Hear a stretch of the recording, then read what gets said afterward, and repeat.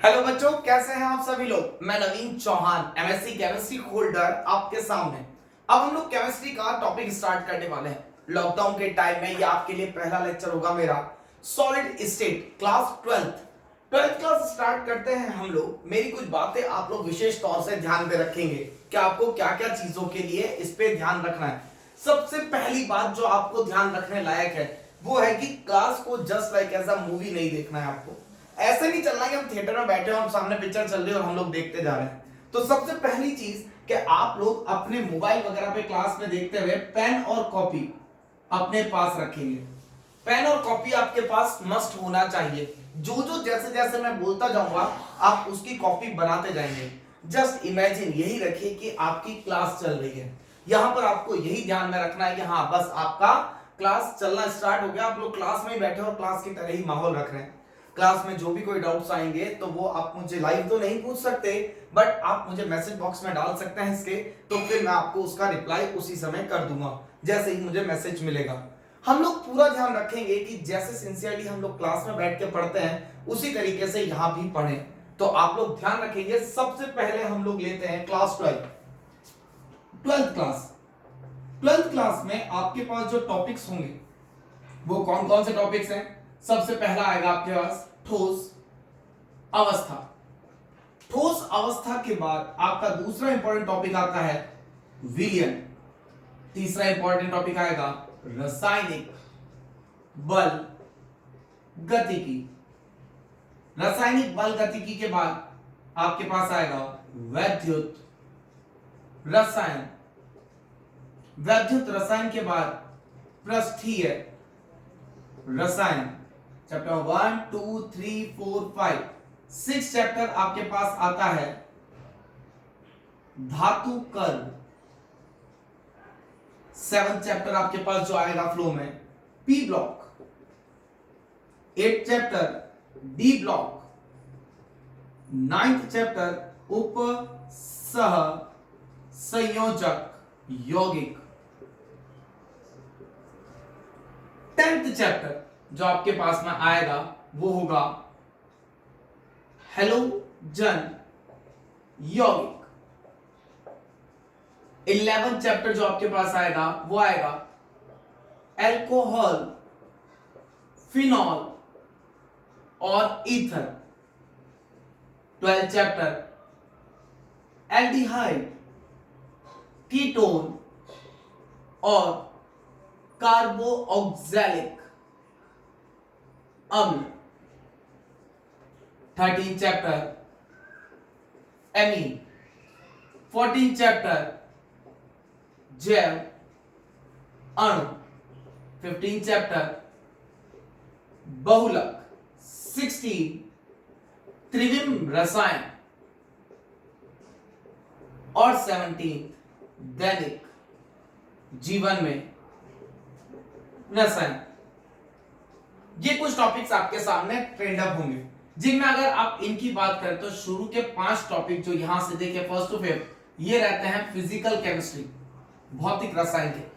उसके बाद ये 4 चैप्टर जो रहेंगे वो रहेंगे आपके इनऑर्गेनिक के चैप्टर्स। और ये जो कंप्लीट सारे चैप्टर हैं ये कहलाएंगे आपके ऑर्गेनिक के चैप्टर्स। बहुत ध्यान से देखेंगे 12th की ऑर्गेनिक बहुत वाइड है। इनमें भी आपके सब टॉपिक्स वगैरह होते हुए आप लोग आगे बढ़ेंगे। तो इस चीज का विशेष तौर पे ध्यान रखेंगे। 12th की ऑर्गेनिक बहुत बड़ी है तो आपको उसके हिसाब से ही काम करना है। क्योंकि पहले 2 बुक्स चलती थी, ये पूरा पोर्शन बुक 1 में आता था और ये बुक 2 में आता था। तो जहां आपके पास आप मार्केट जो रेफरेंस बुक्स खरीदते हैं उनमें वॉल्यूम 1 और वॉल्यूम जो 2 आता है वो इसी के रिगार्डिंग आता है। जो वॉल्यूम 1 आता है वो यहां से आएगा और जो वॉल्यूम 2 आता है वो यहां से आएगा। मतलब वॉल्यूम 2 पूरा ऑर्गेनिक का और वॉल्यूम 1 जो रहता है वो इनऑर्गेनिक का और फिजिकल का। बहुत इजी है इनऑर्गेनिक फिजिकल और उतनी ही टफ पड़ेगी आपके लिए ऑर्गेनिक। बट शर्त है कि हम लोग अगर मन लगा के पढ़ते जाएं तो सभी कुछ हमारे लिए इजी है। तो रेडी हैं आप सभी लोग पेपर और पेन लिए हुए? जी है। Are you ready? Okay yes sir, मुझे दिख रहा है आप लोग सभी तैयार हैं पढ़ने के लिए। आइए देखते हैं हम लोग 12th क्लास का पहला चैप्टर स्टार्ट करते हैं ठोस अवस्था।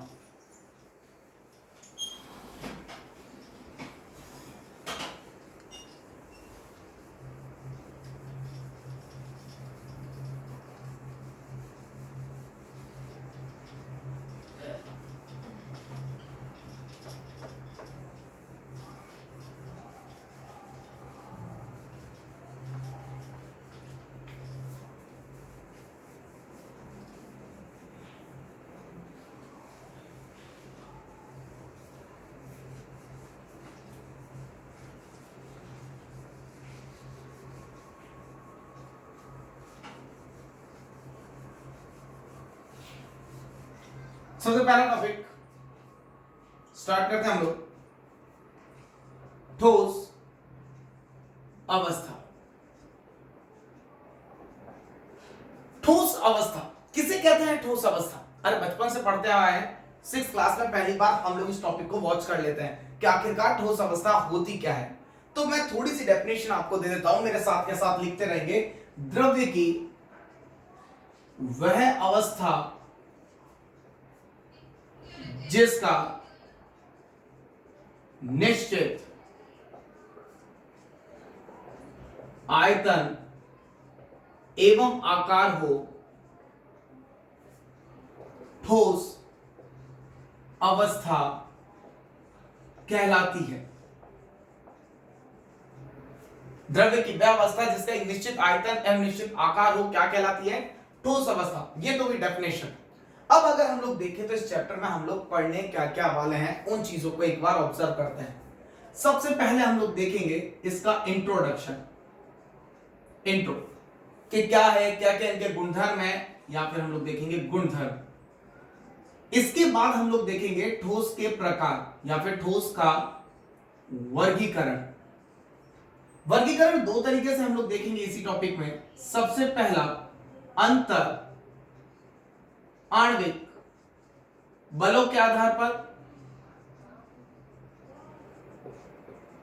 और दूसरा परमाणु व्यवस्था के आधार पर। थर्ड पॉइंट की बात करें ठोस के वर्गीकरण के बाद, तो हम लोग इसमें आएंगे कुछ परिभाषाएं। यहां हम लोग बहुत सारी परिभाषाएं सीखेंगे जो कि इस चैप्टर के लिए इंपॉर्टेंट होगी। 4th लेक्चर में हम लोग जो देखेंगे वो देखेंगे त्रिविमीय निविड़ संरचनाएं।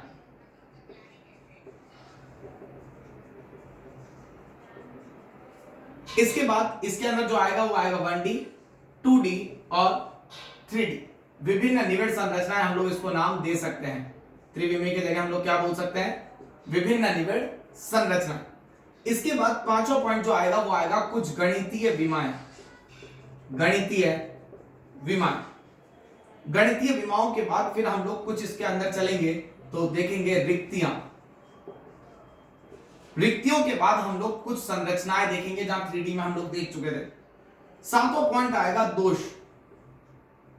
कि आखिरकार इनके अंदर क्या क्या दोष पाए जाते हैं, जिसके अंदर हम लोग दो प्रकार से देखेंगे ब्रॉडली, रस समीकरण मितिक और अरस समीकरण मितिक। और आठवां पॉइंट देखेंगे इनके गुण, गुणों में वैद्युत गुण और चुंबकीय गुण। मोस्ट इंपॉर्टेंट चैप्टर है यह। आप अगर देखें तो हर साल एक क्वेश्चन नीट में, एक क्वेश्चन जेई मेंस में और 3 नंबर का बोर्ड में, आरबीएससी की बात कर रहा हूं, क्वेश्चन फिक्स है, आना ही है, आएगा मतलब आएगा। तो इतना जब इंपॉर्टेंट चैप्टर है तो क्यों ना उसको ध्यान से पढ़ लिया जाए। और हम लोगों को अगर हम लोग देखें तो अगर हम लोग इसको और भी आगे देखेंगे, ठीक है, तो हम लोग देखते हैं इस चीज को और आगे। नेक्स्ट चैप्टर को करते हैं। इंट्रोडक्शन के पार्ट में हम लोग देख चुके हैं कि द्रव्य की वह अवस्था जिसका एक निश्चित आयतन एवं आकार हो, क्या कहलाती है? ठोस अवस्था कहलाती है। अब बात आती है इसके इंट्रोडक्शन की ही, कि आखिरकार इसका निश्चित आयतन और आकार होता क्यों है? क्यों हम लोग कहेंगे कि आकार निश्चित है? क्यों हम लोग कहेंगे कि आकार आपके इसमें परमाणु इधर उधर नहीं व्यवस्थित होते? आइए हम लोग कुछ चीजें समझने की कोशिश करते हैं। देखें हम लोग,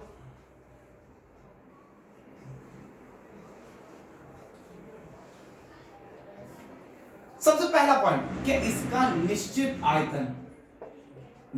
आयतन और निश्चित आकार क्यों होता है? मान लीजिए मैंने बोला कि ये एक वर्गनुमा आकृति है, तो ये पार्टिकल यहां पर इस तरीके से जमे हुए होंगे। मैंने बोला अगर यह आकृति है तो ये किसकी आकृति है? षटकोण की आकृति है। इसका मतलब पार्टिकल्स इस तरीके से यहां पर व्यवस्थित होंगे। अगर मैं बात करूं घन की आकृति और हम लोग अगर 3D को देखें,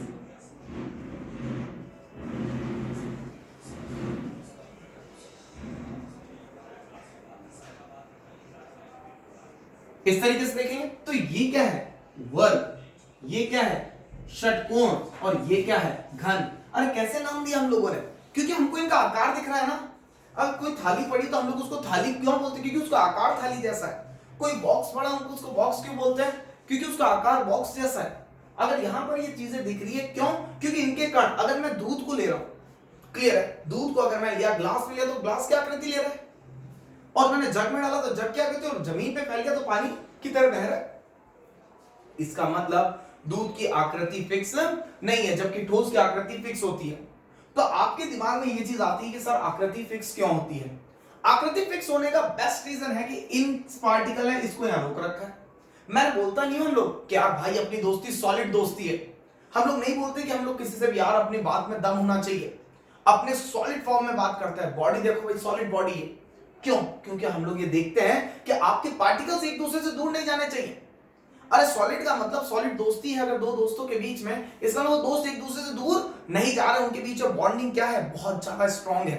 अगर दो पार्टिकल्स के बीच में बॉन्डिंग बहुत ज्यादा स्ट्रांग होती है, if the two particles have the very much strong bonding between one another, then they are considered as the solid form, क्योंकि वो अनेबल टू मूव है। ये पार्टिकल एक दूसरे से मूव, एक दूसरे की तरफ नहीं हो पा रहे हैं, क्योंकि एक दूसरे से परागमित नहीं हो पा रहे हैं, तो ये पार्टिकल कैसे हैं, ठोस रूप है।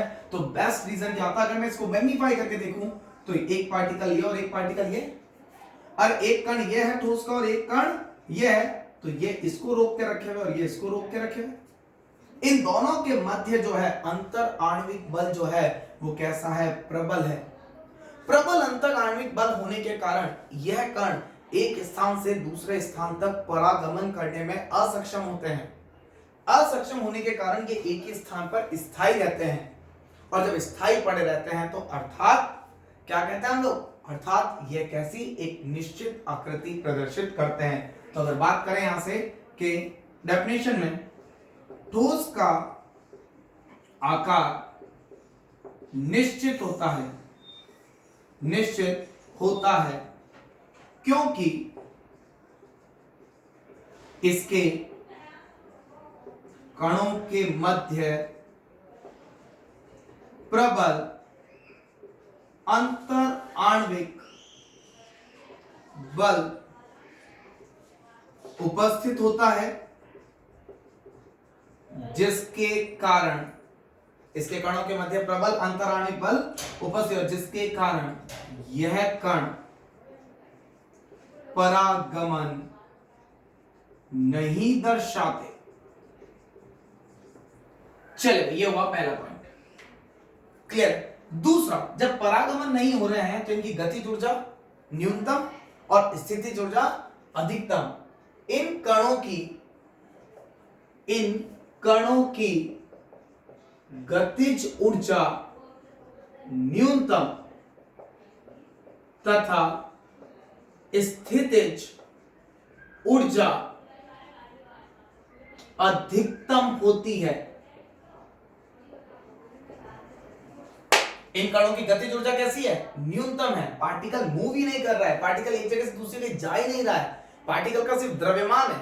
मैंने बोला कि ये पार्टिकल यहां से यहां जाता है तो इसकी कोई ना कोई वेलोसिटी होगी। अगर मैं बोल रहा हूं ये पार्टिकल अपनी ही जगह पर स्टेबल है तो v कितना, 0, तो गतिज ऊर्जा काइनेटिक एनर्जी किसके बराबर, हाफ mv स्क्वायर के बराबर। चूंकि v कितना है 0, तो गतिज ऊर्जा भी कितनी हो जाएगी, 0। क्लियर हुआ भाई पॉइंट, यहां तक कोई दिक्कत। नेक्स्ट पॉइंट, ठीक है, ये वैद्युत धारा के सुचालक भी हो सकते हैं और कुचालक भी, डिपेंड करता है ठोस होते कैसे हैं। अगर हम लोग बात करें तो आयनिक ठोस या फिर कोई भी ठोस की बात करें, इनमें कंपन ध्वनि या फिर कंपन उत्पन्न करने की क्षमता होती है। क्या क्षमता होती है इनके अंदर, कंपन उत्पन्न करने की क्षमता होती है। जैसे आप लोग देखिए कान लगा, हम लोग बचपन में बजा के देखते थे ना उन चीजों को, तो क्या होता था, एक साउंड आता था, एक आवाज आती थी। वो आवाज किस चीज की होती थी, क्योंकि इसके पार्टिकल क्या करते थे, कंपन करते थे। मंदिर की घंटी टन just like as a jingling sound. आप देखेंगे पीछे से एक कंपन रूपी ध्वनि आ रही है। वो कंपन क्यों होता है? क्योंकि पार्टिकल एक दूसरे से टकराते हैं। आइए देखते हैं कैसे। मैंने क्या किया, कोई भी पार्टिकल यहां से लिया। अब अगर मैंने इस पार्टिकल को यहां पर मारा किसी हथौड़े से, यहां पर अगर हम लोग इसको मारते हैं किसी हथौड़े से, तो ये पार्टिकल क्या करेगा? इससे टकराएगा, ये इससे, ये इससे और ये इससे, और ये अपनी जगह पे तो वापस करेगा, क्योंकि ये परागमित नहीं हो सकते। ये परागमित नहीं हो सकते, परंतु आपने इसको ऊर्जा प्रदान कर दी, तो ये ऊर्जा क्या करेगी? इसको इधर से उधर मूवमेंट कराएगी, और जब मूवमेंट कराएगी तो इसके अंदर कैसी ध्वनि उत्पन्न होगी? कंपन ध्वनि उत्पन्न होगी। अरे भाई आया समझ में? चलिए नेक्स्ट, क्रिस्टलीय ठोस। क्रिस्टलीय ठोस भंगुर प्रकृति के होते हैं। आगे पढ़ेंगे हम लोग कि ये क्रिस्टलीय और अक्रिस्टलीय क्या होते हैं, बट अभी ध्यान रखेंगे क्रिस्टलीय ठोस में भी कौन सा, एक बात ध्यान रखेंगे, केवल आयनिक। आगे हम लोग देखेंगे कि आयनिक, उपसंयोजक, संयोजक, ये सब चीजें क्या है, परंतु ये चीज यहां पे समझ में आनी चाहिए कि क्रिस्टलीय ठोस कैसी प्रकृति के होते हैं? भंगुर प्रकृति के होते हैं।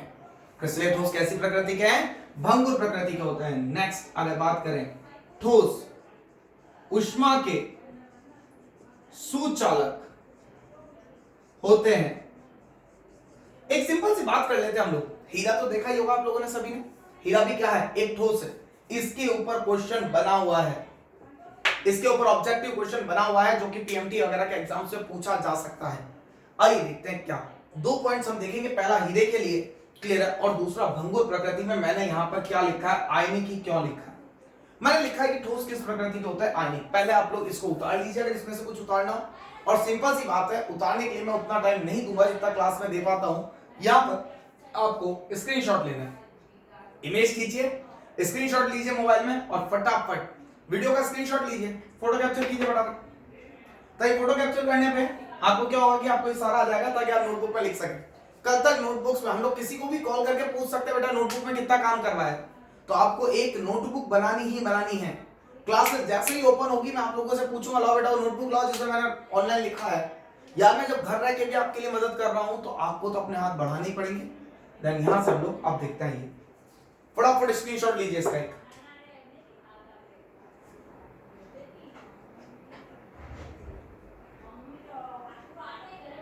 चलिए ले लिया होगा। अब देखते हैं ठोस भंगुर प्रकृति।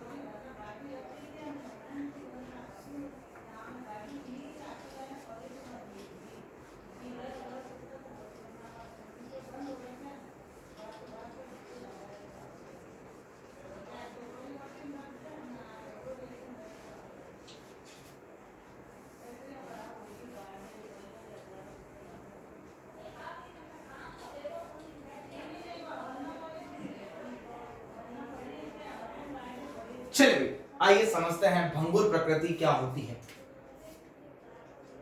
भंगुर प्रकृति, ठोस कैसे होते हैं? भंगुर प्रकृति के होते हैं, और वो भी मैंने किसकी बात की? आयनिक। क्यों मैंने ये बात की आपसे कि आयनिक ठोस ही? भंगुर प्रकृति का मतलब होता है छोटे छोटे समान टुकड़ों में विघटित होना। आपके हर एक ठोस समान टुकड़ों में विघटित नहीं होगा। केवल आयनिक ठोस में क्या होता है, ये गुणधर्म होता है कि वो बिखरते ही बिल्कुल एकदम, जैसे कांच का टुकड़ा नहीं बिखरता है, पर कांच क्रिस्टलीय ठोस नहीं है, इस चीज का ध्यान रखेंगे। आगे हम लोग एक्सप्लेन करेंगे कौन कौन से क्रिस्टलीय हैं और कौन कौन से अक्रिस्टलीय है। पहले हम लोग देखते हैं भंगुर प्रकृति क्या होता है। हम लोग बात करते हैं आयनिक ठोस की, तो आयनिक ठोस कुछ इस तरीके से होगा।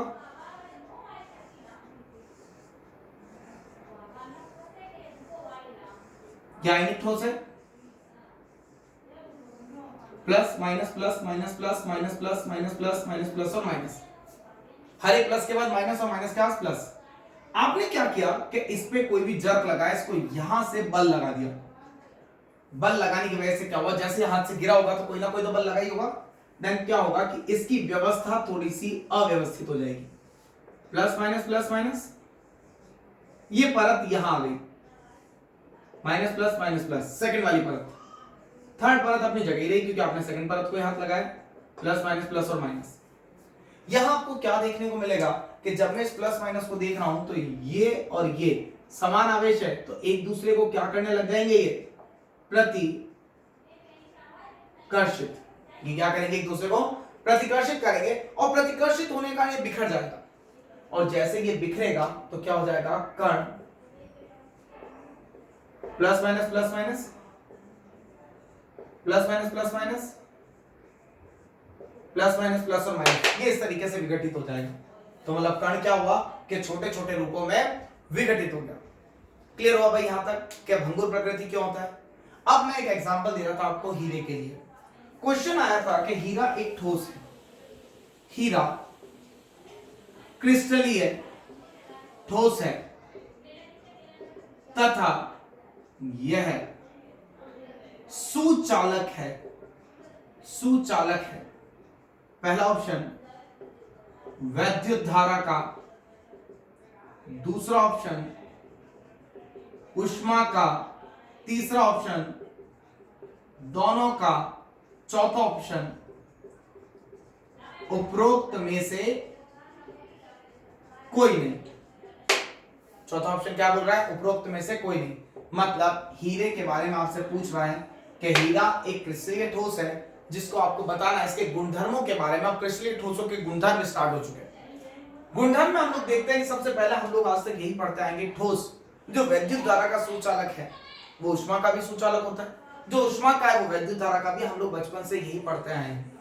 परंतु यहां अगर बात करें तो हमारे पास ऑप्शन तीसरा ना जाकर के ऑप्शन क्या जाएगा, सिर्फ ऊष्मा का।